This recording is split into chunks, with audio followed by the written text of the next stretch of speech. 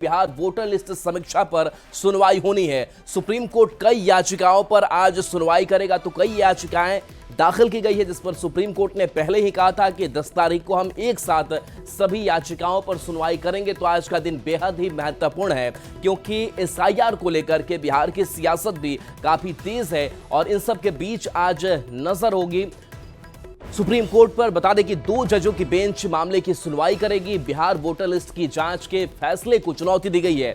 RJD सांसद मनोज झा समेत कई लोगों ने याचिका दायर की है। बता दें कि न्यायमूर्ति सुधांशु धूलिया और न्यायमूर्ति जय माल्या बागची इस मामले पर सुनवाई करेंगे। कांग्रेस नेता राहुल गांधी, आरजेडी नेता तेजस्वी यादव के साथ साथ कई अन्य दलों के नेताओं ने वोटर लिस्ट रिवीजन के विरोध में जमकर प्रदर्शन भी किया था। कल बंद बुलाया गया था, जिसके बाद आज सुप्रीम कोर्ट में अहम सुनवाई होनी है। चुनाव आयोग का कहना है कि पिछली बार यानी 2003 में 31 दिन में ही एसआईआर हुआ था। शंकर आनंद हमारे साथ न्यूज 18 संवाददाता जुड़े हुए हैं। शंकर, बिहार विधानसभा चुनाव से पहले जो एसआईआर की प्रक्रिया शुरू की गई, सियासत काफी तेज हो चली। कल बिहार बंद भी था, प्रदर्शन करने के लिए महागठबंधन के नेता सड़कों पर थे, लेकिन आज निगाहें सुप्रीम कोर्ट पर। क्या कुछ हो सकता है, क्या दलीलें दी गई हैं? देखिए, आज सुप्रीम कोर्ट में जस्टिस धूलिया और जस्टिस बागची के बेंच में आज बेहद महत्वपूर्ण आज सुनवाई होनी है। और बेहद महत्वपूर्ण इस लिहाज से कहा जा सकता है कि इस साल बिहार में चुनाव होने हैं और चुनाव के ठीक पहले जिस तरह से मतदाता विशेष जो उनकी लिस्ट है, उनके पुनरीक्षण से जो जुड़ा मामला है, तो इस मामले में केंद्रीय चुनाव आयोग के द्वारा जो फैसला लिया गया, उसी फैसले के खिलाफ जिस तरह से कई याचिकाएं सुप्रीम कोर्ट में दाखिल हुई हैं, तो उन याचिका के माध्यम से तमाम बातों को रखा जा रहा है। तो आज इस मामले पर सुनवाई होनी है। खासतौर पर जो एडीआर संस्था है, एडीआर संस्थान के द्वारा जो याचिका दायर की गई थी, मुख्य तौर पर उसकी याचिका है। तो आज इस मामले पर कोर्ट के द्वारा सुनवाई होगी और कोर्ट में सुनवाई के दौरान में वो तमाम दलीलों को कोर्ट के सामने रखा जाएगा कि किस तरह से जो केंद्रीय चुनाव आयोग है उसके द्वारा जो लिए गए फैसले हैं और ख़ास तौर पर जो विशेष मतदाता सूची पुनरीक्षण का जो मामला है, तो इस मामले में क्या क्या खामियां हैं, तो इन तमाम मसलों को कोर्ट के सामने रखा जाएगा। हालांकि इस बात को लेकर जिस तरह से बिहार में माहौल काफ़ी गरमाया हुआ है और एक तरह से कहा जा सकता है कि बिहार के इस मसले को लेकर सुप्रीम कोर्ट से लेकर देश के अलग अलग राज्यों में भी चर्चाएं हो रही हैं, तो निश्चित तौर पे कह सकते हैं कि यहाँ पर मसला जरूर बिहार का है, लेकिन इसका जो एक अच्छा खासा असर कई राज्यों में भी देखने को मिलेगा। तो इन तमाम चीज़ों को ध्यान में रखते हुए कई याचिकाएं दाखिल की गई और ज़्यादातर जो याचिकाएं हैं वो याचिका चुनाव आयोग के खिलाफ भी बाकायदा जो चुनाव आयोग के जो फैसले हैं उसके खिलाफ याचिका दायर की गई है। एक याचिका उसके समर्थन में है जो वकील अश्विनी उपाध्याय के द्वारा फाइल किया गया है। तो एक तरह से कहा जा सकता है कि आज तकरीबन 10:30 बजे के बीच में ये मामला सुप्रीम कोर्ट में सुनवाई शुरू होगी। जस्टिस धूलिया और जस्टिस बागची जो है उनकी कोर्ट में इस मामले पर सुनवाई होगी और सुनवाई के दौरान में उन तमाम दलीलों शंकर, आपके पास आएंगे। आरजेडी के प्रवक्ता मृत्युंजय तिवारी जी हमारे साथ जुड़े हुए हैं। मृत्युंजय जी, आरजेडी की तरफ से भी याचिका डाली गई और इसके साथ साथ और भी याचिकाएं डाली गई, जिस पर सुप्रीम कोर्ट ने कहा है कि हम सब याचिकाओं पर एक साथ सुनवाई करेंगे। सुप्रीम कोर्ट से क्या आप लोगों को ये उम्मीद है, जिस तरीके से आप लोग कल सड़कों पर उतरे थे और लगातार इस मतदाता पुनरीक्षण जो कार्यक्रम चलाया जा रहा है, इस पर आप लोग सवाल उठा रहे हैं, आज की सुनवाई को लेकर के क्या उम्मीद रख रहे हैं? देखिए, माननीय सर्वोच्च न्यायालय में आज सुनवाई होनी है। वोटर रिवीजन के नाम पर जिस तरह से गरीबों को, वंचितों, शोषितों को वोट के अधिकार से वंचित करने की मंशा है, इसके खिलाफ इंडिया गठबंधन, श्री राहुल गांधी जी, श्री तेजस्वी यादव जी ने कल सड़कों पर भी प्रदर्शन किया और सड़क से लेकर अदालत तक लड़ाई लड़ने के लिए तैयार हैं। ये कैसे हो सकता है कि लोगों के वोट के अधिकार को कोई छीन सकता है?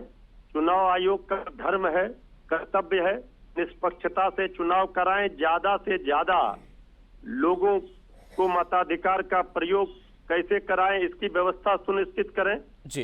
किसी की नागरिकता देने का अधिकार चुनाव आयोग को नहीं है।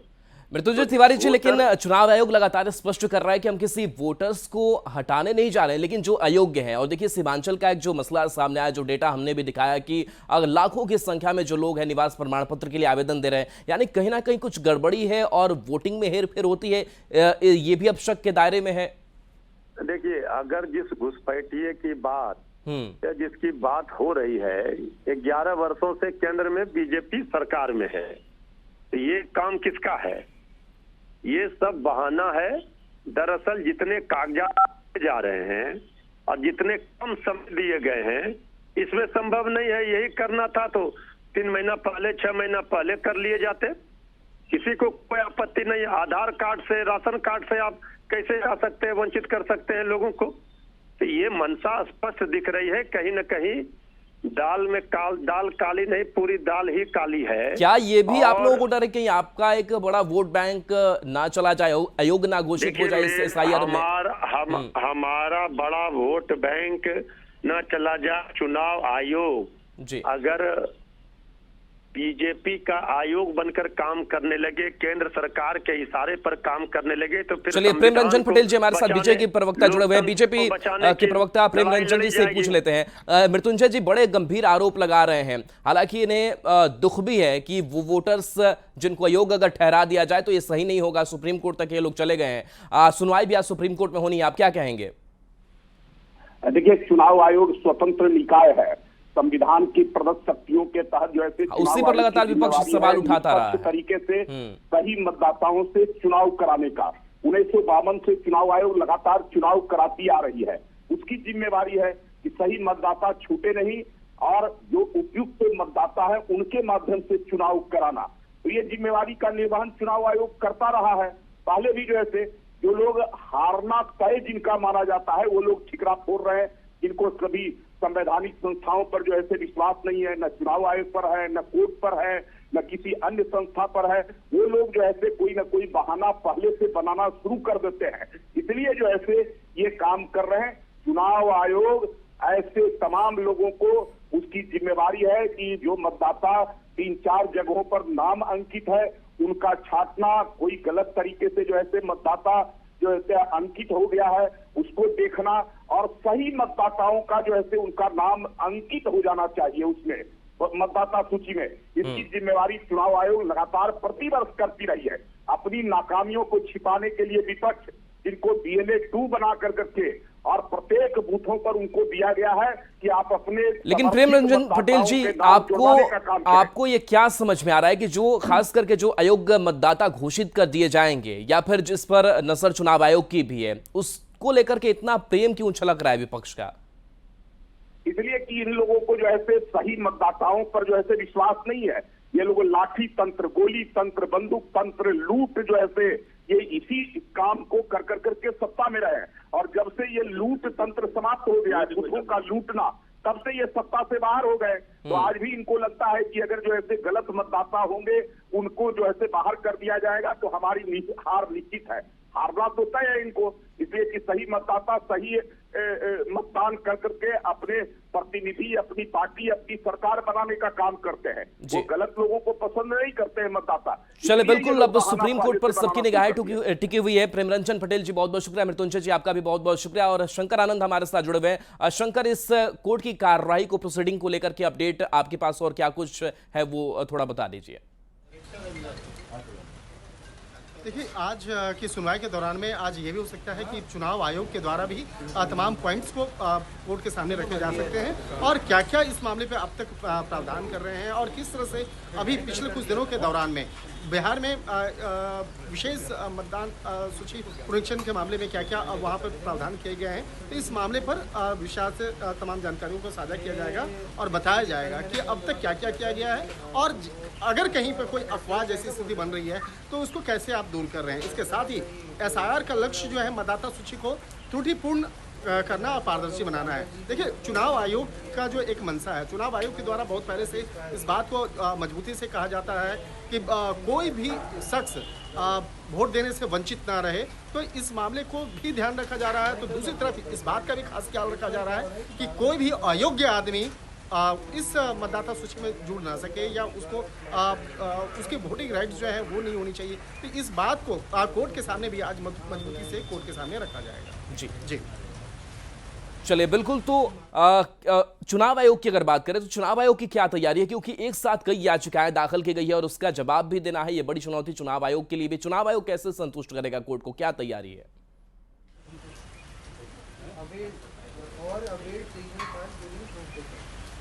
हो गया, खत्म। चलिए बिल्कुल शुक्रिया शंकर इस अपडेट के लिए आपका। तो देखिए आज कोर्ट की प्रोसीडिंग एसआईआर मामले को लेकर के होनी है और कई याचिकाएं दाखिल की गई है जिस पर एक साथ सुनवाई आज सुप्रीम कोर्ट की तरफ से किया जाएगा। देखना दिलचस्प होगा कि एसआईआर को लेकर के ये मतदाता पुनरीक्षण कार्यक्रम को लेकर के सुप्रीम कोर्ट की तरफ से क्या फैसला जो है वो निकल करके सामने आता है। असित नाथ तिवारी जी हमारे साथ कांग्रेस के प्रवक्ता जुड़े हुए हैं। असित नाथ तिवारी जी, चूंकि इस समय डेडलाइन जो है वो काफी कम रखा गया है और वैसे में आप लोगों की भी कोशिश यही थी कि सुप्रीम कोर्ट से जो फैसला है हो सके कि आप लोगों के पक्ष में आ जाए या फिर क्या होगा नहीं कहा जा सकता है, लेकिन अभी आपकी मंशा कांग्रेस का स्टैंड क्या है इस एसआईआर को लेकर? देखिए, हमारा स्पष्ट स्टैंड है कि वो लाखों गरीब मजदूर, महिलाएं, दलित जिनके पास जरूरी कागजात नहीं है, उन्हें पर्याप्त समय मिलना चाहिए। उन्हें आप ठीक है, आप डॉक्यूमेंट्स मांग रहे हैं, लेकिन आप ऐसे ऐसे डॉक्यूमेंट्स मांग रहे हैं ना जो डॉक्यूमेंट्स सबके पास अभी नहीं है। वो डॉक्यूमेंट्स उनके पास जी तो वो डॉक्यूमेंट सबके पास होने चाहिए। इसलिए लेकिन ऐसा भी नहीं कि डॉक्यूमेंट्स की संख्या कम है। 11 डॉक्यूमेंट्स जो हैं वो रखे गए हैं कि आप 11 डॉक्यूमेंट्स में से कुछ भी दिखा दीजिए। नहीं, कुछ भी 11 डॉक्यूमेंट जो है ना उसको समझिए। जैसे बिहार एक गरीब स्टेट है, यहाँ के प्रवासी मजदूर आप जहाँ काम कर रहे हैं वहां भी मिल जाते हैं, अलग अलग हिस्सों में ही मिल जाते हैं। अब आप इनसे पासपोर्ट मांगिएगा, बेचारा पासपोर्ट कहाँ से लाएगा? जनरली डॉक्यूमेंट्स के नाम पर बिहार में आधार कार्ड है, वोटर आई कार्ड है, इस तरह की चीजें होती है लोगों के पास। अभी भी लाखों लोग ऐसे हैं बिहार में, करोड़ों लोग कह सकते हैं ऐसे हैं जिनकी अपनी पुश्तैनी जमीन नहीं है, वो दूसरों के बसाए हुए लोग हैं। किसी ने लाके उनको बसा दिया, उनके नाम पर जमीन नहीं की, तो उनके पास जमीन के कागज भी नहीं मिलेंगे, अपनी जमीन पर घर नहीं है। तो जी चलिए बिल्कुल असित नाथ तिवारी जी बहुत बहुत शुक्रिया अपनी प्रतिक्रिया देने के लिए। बढ़ेंगे